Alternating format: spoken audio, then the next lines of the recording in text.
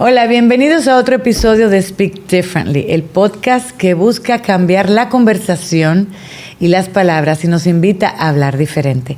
Yo soy Lara Guerrero y conmigo tengo la grata compañía de una mujer que estimo muchísimo, aprecio, una mujer extremadamente valiosa, una mujer que inspira a otras, una mujer que siempre brilla, pero pone a otras también a brillar y no tiene miedo de compartir escenarios, sino que su nobleza es la mejor vestidura que ella puede portar. Conmigo está en este episodio Josefina Navarro.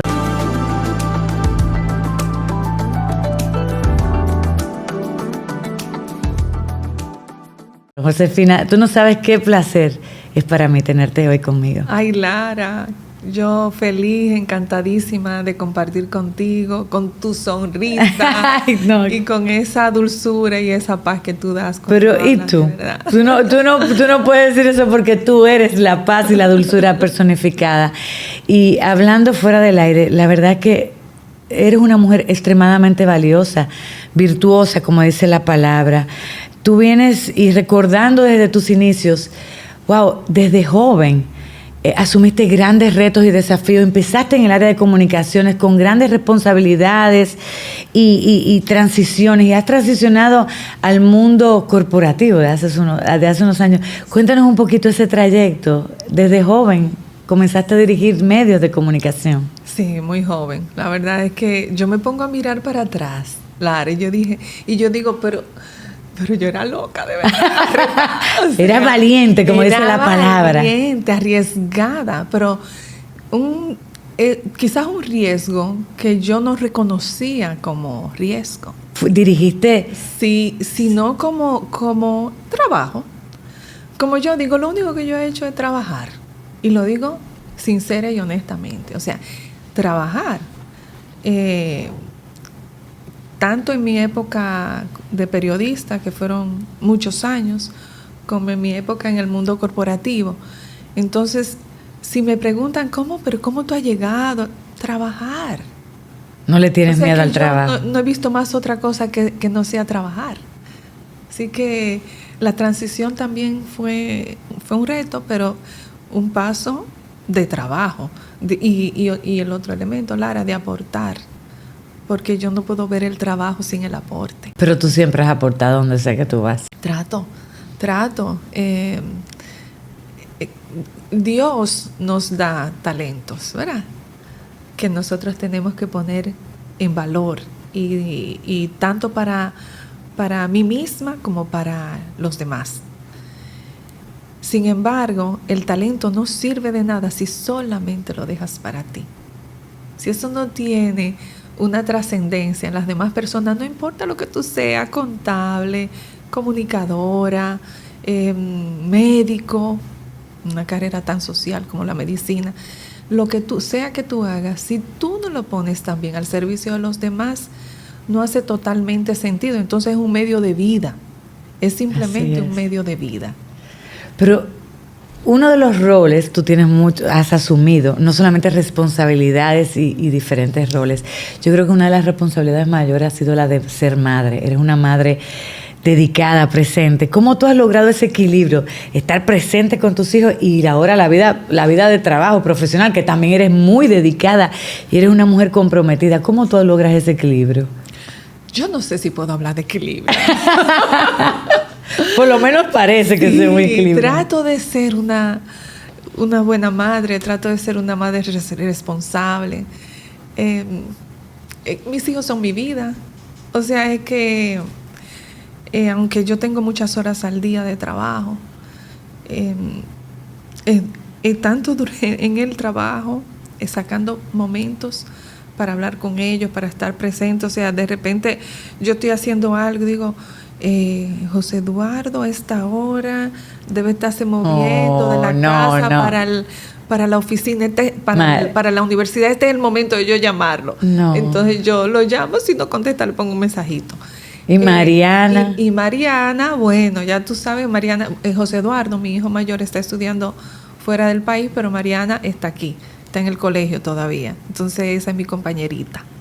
Y la clave con esto, porque cuando yo te decía el equilibrio, quizás no, cuando tú tienes una profesión tan demandante, en términos de tiempo, no solamente en términos de la energía que tú tienes que dedicarle, es difícil lograr el equilibrio absoluto. Pero sí tú tienes que encontrar el espacio y aprovechar los momentos. El gran reto, Lara, de nosotras, las mujeres profesionales y trabajadoras, es el tiempo. Porque intenciones y buena voluntad y amor sobran. Pero tiempo, sí. Es tiempo. Sí. Y el tiempo pasa y se va y tú no puedes agarrarlo y no puedes echar para atrás y decir, déjame agarrar este pedacito de tiempo y aprovecharlo. No, si lo dejaste ir, lo dejaste ir. Entonces los momentos, cuando la busco al colegio, ese es mi momento de conversación y hablamos de todo. Cuando atención puntual a él. Sí, y plena. Entonces, y en las noches, cuando llego, pues también es momento de nosotras dos. Y de conversar y de hablar. Y lo otro es el asegurar la confianza de tus hijos contigo. Porque si hay confianza, entonces tú estás presente, mami. Siempre, exacto. Yo le digo a Mariana, el WhatsApp se usa también para escribir, porque ella llama, ella no escribe. No, ella no pone voice, ella llama. Entonces, hay que cogerlo en el acto o devolver la llamada. Entonces, a veces es para consultar algo que yo digo, wow, qué bueno que mi hija me llamó para preguntarme esto. Entonces, en el día. Entonces, el tema es que aunque tú estés trabajando concentrada, dedicada, en cuerpo y alma a tu trabajo, no olvidarte que ellos son prioridad. Pero dicen que criar hijos es para valientes, no es para cobardes. Sí, eso es verdad. Y tú has estado criando a tus hijos prácticamente una mujer esforzada y valiente. Sí, así es. No ha sido fácil porque nosotras pensamos siempre que podemos hacerlo mejor, o que tal cosa de cuando eran niños quizá pude haberla hecho mejor, o que debí dedicar más tiempo a esto, porque me toca, porque yo he decidido elegir una profesión, una carrera que demanda, que tengo que estar tanto tiempo fuera de mi casa. La vida te va poniendo en lugares y tú vas y tú decides. Son decisiones que tomamos y a la vez son decisiones que impactan a nuestra familia, que impactan a nuestros hijos, a nuestros padres, porque pocas veces también hablamos de los padres. Sí, tú honras mucho a tus padres. Entonces eso, tú tienes que estar consciente de que independientemente, de que el trabajo es el trabajo, la profesión es la profesión, es importante, es parte de tu vida, pero no es tu vida. Es parte de tu vida. Y si tú no tienes conciencia de que tu trabajo, tu profesión y lo que muchos llaman el éxito es una parte de tu vida, pero no es tu vida, entonces cuando ya tú no estés en la capacidad intelectual y física de seguir haciendo esa profesión, ejerciendo esa profesión o ese oficio al cual tú le has dedicado tanto tiempo de tu vida y que probablemente te haya llevado al éxito, si tú no haces conciencia de que eso era solo una parte, cuando termines esa parte de tu vida, entonces te puedes sentir defraudado, vacío, frustrado. Tú hablas y dices éxito. ¿El éxito qué significa para ti? Es que el éxito, yo lo pongo entre comillas porque para mí el éxito no es un elemento ficticio, es algo quizá utópico, es una idea, porque el éxito, ¿qué es el éxito? Para cada éxito uno profesional. Sí. O sea, tu trabajo no es una posición. No es una posición, no puede serlo. Es un progreso profesional, es un progreso artístico. O sea que Josefina es un progreso más intelectual. Josefina es más que ese cargo o ese título. El ser humano. El ser humano no es una profesión. El ser humano no es un título. Yo te digo, Lara, cuando tú llegas a tu casa, ¿Dónde está la profesión? ¿Dónde está todo lo demás? ¿Qué es lo que tú encuentras en tu casa? A tus hijos, a tus padres, a tu pareja, a tus hermanos. Así es. Esa es la vida. La verdadera vida es esa, a tus amigos. La que no se ve. La que no se ve. Esa es la verdadera vida. Y si a eso tú no le das el valor que tiene, cuando tú termines tu tiempo de tus capacidades intelectuales y profesionales, te vas a dar contra la pared, te vas a sentir frustrado, te vas a sentir vacío. Vemos muchas personas atravesando por esas temporadas. Claro. Tú hablas de fe, tú hablaste de fe. La fe en Dios es una fuente de fortaleza para muchos. Yo sé qué significa la fe. Vienes de una familia llena de valores, de una familia valiosísima y hermosísima. Pero ¿qué significa Dios para ti? Dios todo, o sea, es desde que yo me despierto hasta que me levanto. No voy a decir que durmiendo porque estamos en una fase en la que no tenemos control de nuestros pensamientos. Pero para mí Dios es todo, esa presencia divina en mi vida es parte de mí. Es que no puede ser de otra forma. No solamente porque mis padres me lo inculcaron. Yo, como tú dices, yo vengo de una familia cristiana y nosotros crecimos todos en colegios católicos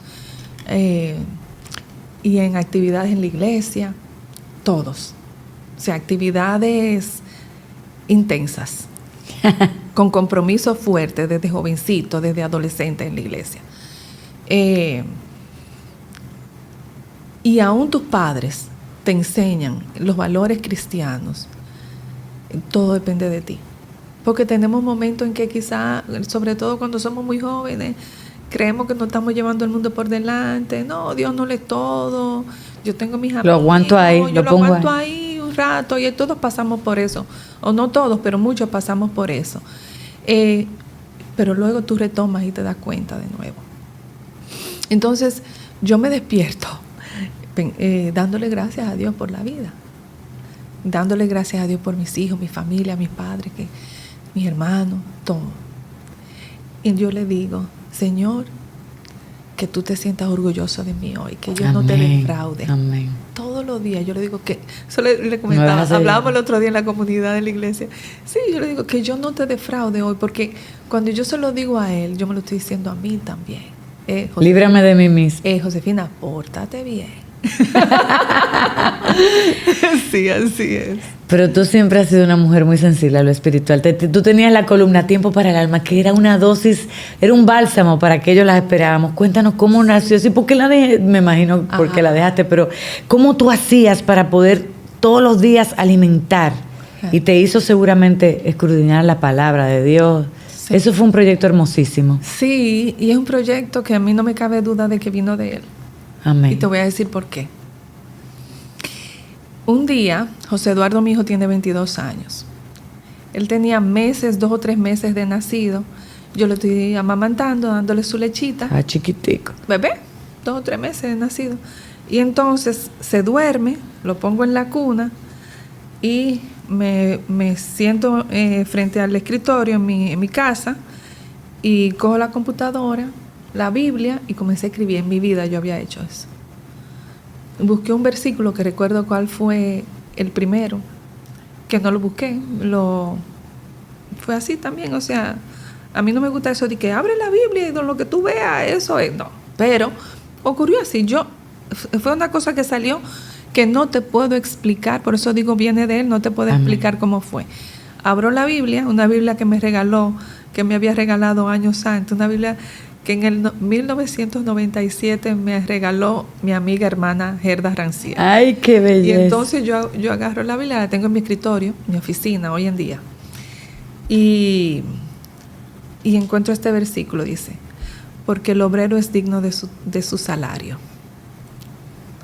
Y yo agarro esa frase, la escribo, cito, y escribo un párrafo de reflexión sobre eso. Y yo dije, y tomé otro y otro, hice varios.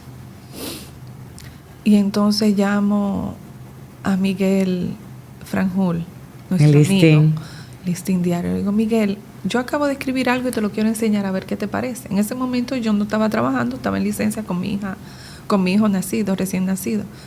Y me dice, Miguel, mañana lo sacamos en el periódico. Ponle nombre. Y le puse, ok, Tiempo para el Alma. ¿Cuántos años duró eso? 15 años. 15 años duró Tiempo para el Alma.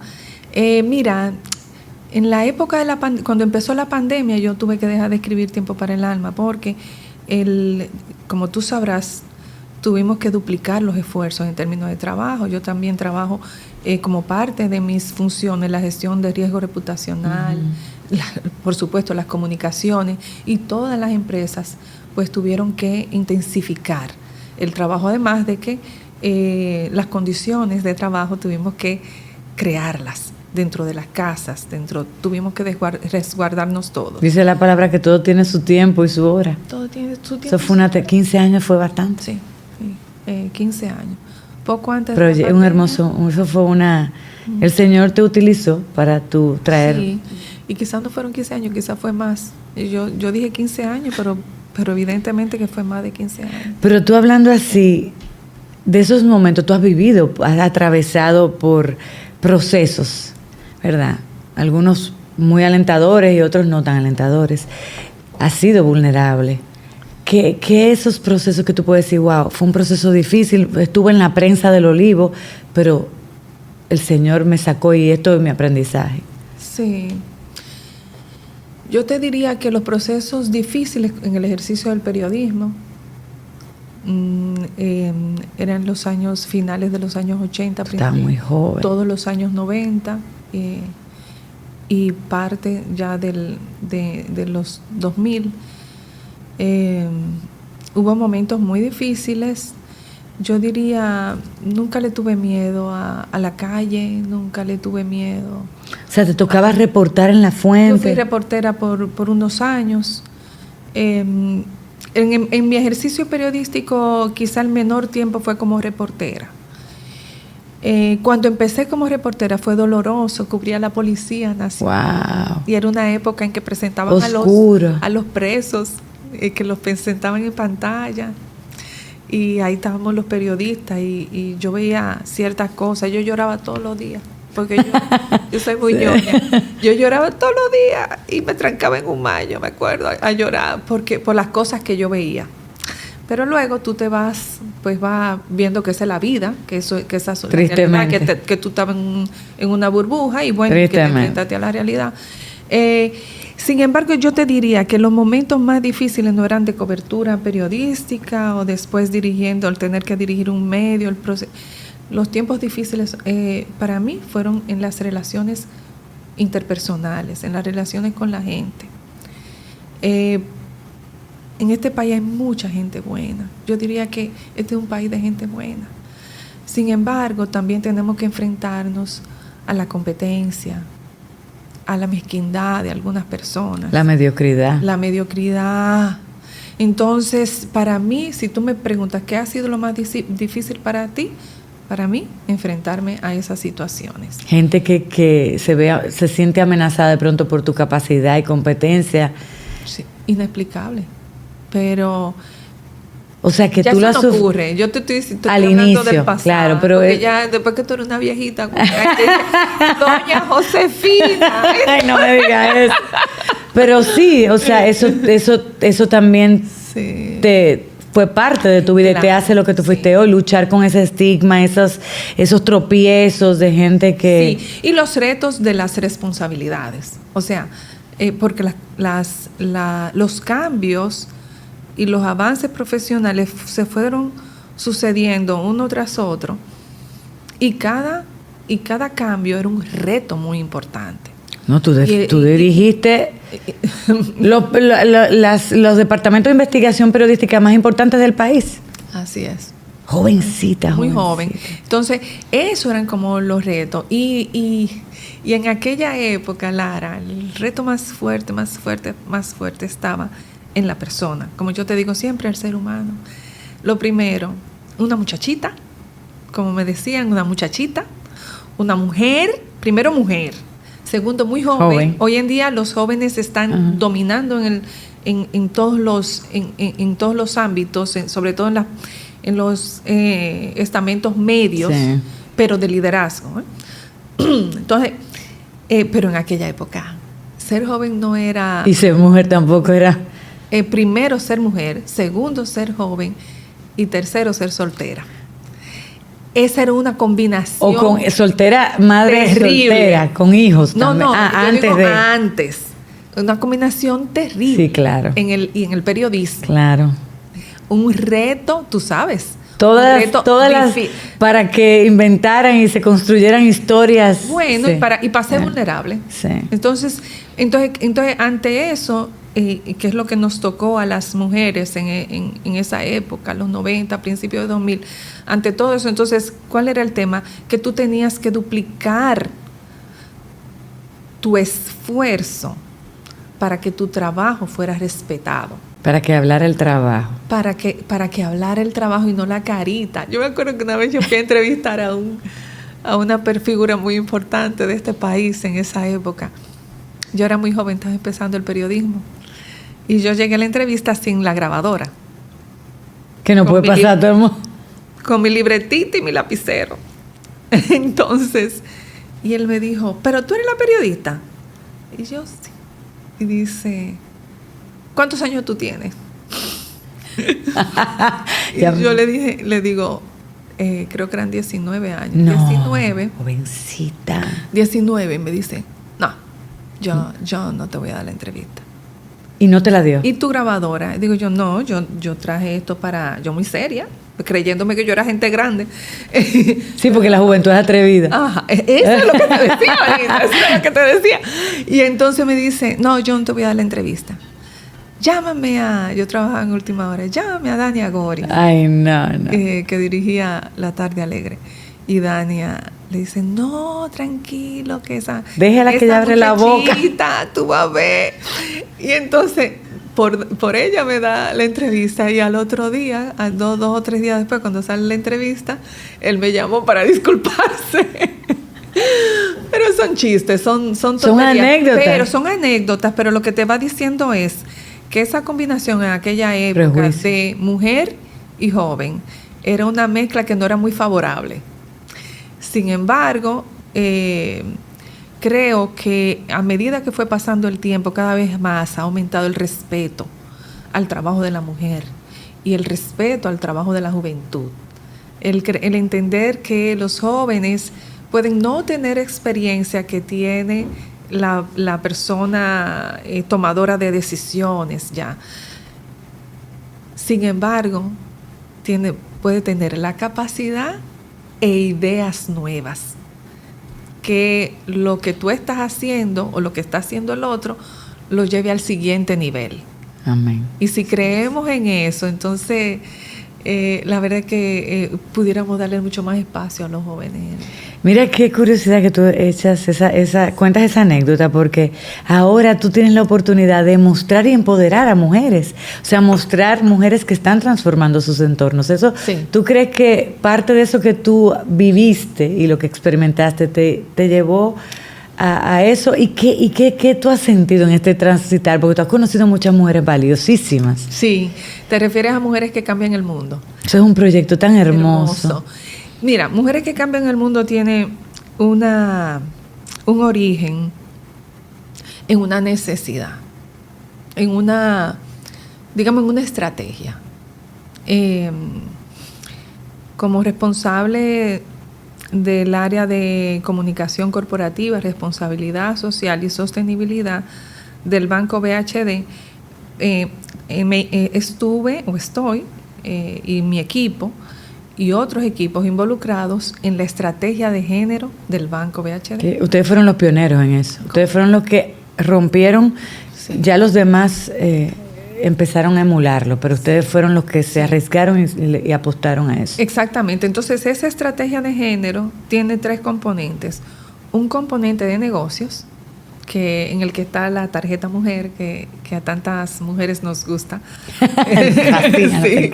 Entonces tiene un componente de negocios, tiene un componente interno, porque con la estrategia buscamos promover la equidad de género y reducir esa brecha que hay en términos de productividad entre hombres y mujeres o de espacio para el crecimiento productivo de los hombres y las mujeres, y entonces no podemos decir esto hacia afuera si no lo practicamos hacia adentro. Por eso tiene un componente interno. Y entonces, ya ves, el externo con negocio y el interno con las colaboradoras y colaboradores. Y entonces hay un componente puramente social. Entonces, ese componente social, ¿qué hacemos? Él pregunta, ¿qué hacemos? ¿Qué vamos a hacer con esta parte? Pues ya ahí, entonces mi equipo y yo teníamos que entrar en acción. Y de ahí surge el premio Mujeres que Cambian el Mundo. Bellísimo. Entonces, con este premio buscamos promover, poner en valor el trabajo que realizan mujeres, muchas veces desconocidas o generalmente desconocidas, pero que aportan de manera trascendente a la sociedad, cambios y transformaciones positivas en la sociedad. Entonces, ¿qué buscamos con esto? Ponerlo en valor y reconocerlas. Y es interesante porque cada vez que las llamamos, cuando el jurado, que es un jurado... No, yo me asombro. Cuando yo veo las finalistas, tú dices, wow, cuánta mujer valiosa hay. Sí, exacto. Entonces, tú sabes lo grande, esas mujeres que tú ves valiosas, cuando las llamamos para decirle, usted fue seleccionada como finalista del premio, ellas no lo entienden. Dice, pero ¿por qué yo? Es que yo no me lo merezco. O sea, a mí, mi hija me nominó, la gente de la comunidad me nominó, pero yo realmente no se dan cuenta de lo que ellas están produciendo, en muchos de los casos, de lo que ellas están produciendo en la sociedad, de las transformaciones que están haciendo. Entonces, reconocerlas, alguien tiene que reconocerlas, alguien tiene que decirle lo que tú estás haciendo, oye, gracias por eso, y el país te lo agradece y te lo reconoce. Así que el jurado del premio hace un trabajo fuera, porque es un jurado, no lo elige el banco. El banco tiene un voto en el pero esa iniciativa es tan hermosa, o sea, y fue difícil vender. Yo soy desde el primer día, yo soy una fanática. Sé, Lara, sí. Y uno recuerdo una de las primeras ganadoras, una señora de una cementera en Barahona, de un pueblo muy lejos, inhóspito, que tenía una fábrica de blojo, de cemento. Sí, hay de todo. Yo creo que quizás te refieres... Había la primera ganadora, la primera que tuvimos fue Célida. Esa misma. En una muchacha, en una...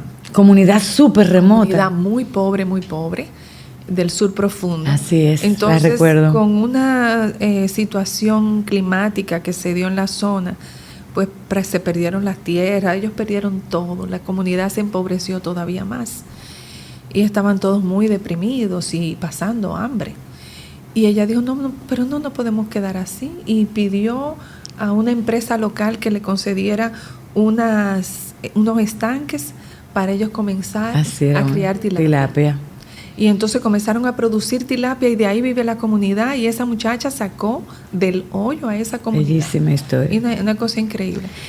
Pero en el mundo que tú te mueves corporativo, antes, ahora, ahora el famoso término, la mujer empoderada, me lo merezco, yo puedo. Es difícil llevar esa...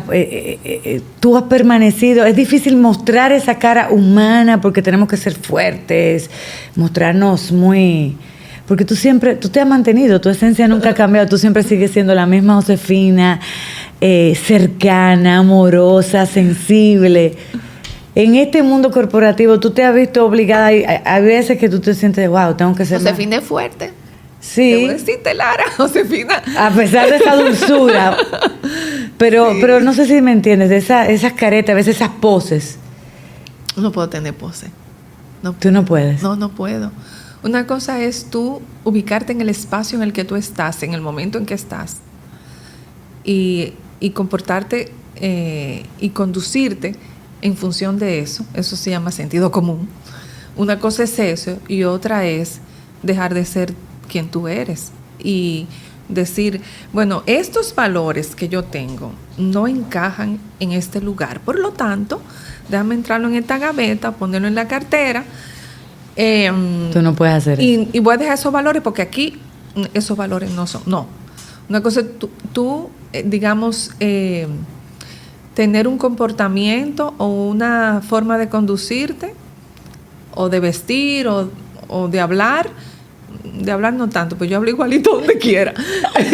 En tu casa, cuando tú estás con tus hijos, o con tu pareja, o con tu mamá, o tu papá, cuando estás con los amigos, o en la playa, y otra en un evento corporativo, o en tu oficina, con tus reportes, etc. Son cosas diferentes. Pero los principios y los valores deben estar siempre. O sea, eso no puede cambiar. Entonces, ¿qué te digo? Yo soy una persona con un carácter, yo no voy a decir que con carácter fuerte, pero firme. Es mi naturaleza. Aun cuando era jovencita, en términos de trabajo yo era una viejita. Aunque en la casa, cuando yo llegaba, mami se tenía que acostar conmigo. Son dos cosas diferentes. Entonces, para mí no es difícil. Lo que sí siempre ha sido un reto es enfrentar y ¿cómo te digo? Con tu ejemplo y con tu voz, hacer entender que la mujer tiene igual derecho que el hombre a expresarse, a trascender, a gestionar, y que no eres más débil que el hombre en la gestión. Entonces, ese siempre es que nosotras tenemos que cargar con eso, porque vivimos en una sociedad que ha sido básicamente dominada por el hombre, una sociedad básicamente masculina en las posiciones determinantes, en los tomadores de decisiones. Estamos teniendo una transición en este sentido desde hace varios años, pero es lenta. Es lenta. Pues es un trabajo que nosotros tenemos que hacer, y no es en República Dominicana, es en muchos países, sobre todo los países latinoamericanos. Entonces, tú tienes que mantener una postura de fortaleza, de nunca claudicar en ese sentido, porque si claudicas, entonces estás haciendo que las otras mujeres se queden atrás. No eres tú. O sea, tú tienes la posibilidad, Dios te permite la posibilidad, tu esfuerzo, tu trabajo han contribuido también a eso. Entonces, tú tienes que pensar que ya no eres tú, eres tú y todas las que no están. Y todas las que vienen. Entonces, por eso hay que tener carácter. Si no tienes carácter, lo echas a perder. Una mujer valiente y esforzada. Es así, Lara. Pero es muy poderoso, muy poderoso. Tú lo sabes y lo has vivido también. Pero tú lo hablas con una responsabilidad que tenemos todas, pero no todas la asumimos. Tenemos que asumirla. Tenemos que asumirla porque esto no puede ser una sociedad de hombres. Las universidades, más del 65% de la matrícula en las universidades de mujeres. ¿Y qué tú le dirías a esas mujeres, para finalizar, que están luchando con todos esos estereotipos, están luchando en sus trabajos? ¿Qué tú le dirías? Una mujer tan exitosa, pero realmente exitosa como tú. Sí, yo les diría que recuerden que su profesión, que su trabajo, que aquello para lo que ellas se han formado es parte, lo primero es eso, es parte de su vida, pero no es toda su vida. Amén. Y que tomen esa responsabilidad para ellas, para su crecimiento personal y profesional, pero también para la sociedad. No hacemos nada si todo el talento que tenemos lo ponemos al servicio nuestro y de nuestro progreso económico, personal, para nuestro exclusivo bienestar, sino también para los demás. En que lo que tú hagas toque a la otra persona. Que lo que tú hagas permita transformar a alguien más de manera positiva. Nosotros no somos entes aislados. ¿Dónde vivimos? Vivimos en sociedad, vivimos en comunidad, por lo tanto, no puede ser solo para nosotras. Wow. Tenemos que pensar en los demás. Y esto no puede ser un discurso vacío, no es un discurso vano. Señores, es la realidad. Es que si no pensamos en el resto, entonces vamos a tener una sociedad dañada. Es que si no pensamos en el resto, no vamos a ayudar a los demás. Es una cosita, pero de cada parte, de cada pequeño aporte, cada pequeño cambio, genera grandes transformaciones. Entonces, yo creo que esa es la forma en que tenemos que verlo. No lo podemos ver de otra manera, Lara. La sociedad está hoy, pero la sociedad sigue después. ¿Y cómo va a seguir después? Si no ayudamos a que ese después sea sostenible. Y sea mejor. Claro. Gracias, Josefina. Amigos, llegamos al final de otro episodio tan inspirador con Josefina Navarro, vicepresidenta senior del VHD, una conversación muy, pero muy inspiradora. Gracias por acompañarnos en este viaje de palabras y expresiones, que la palabra llena de gracia y verdad transforme y los ilumine cada día para que puedan también hablar diferente. Nos vemos en la próxima.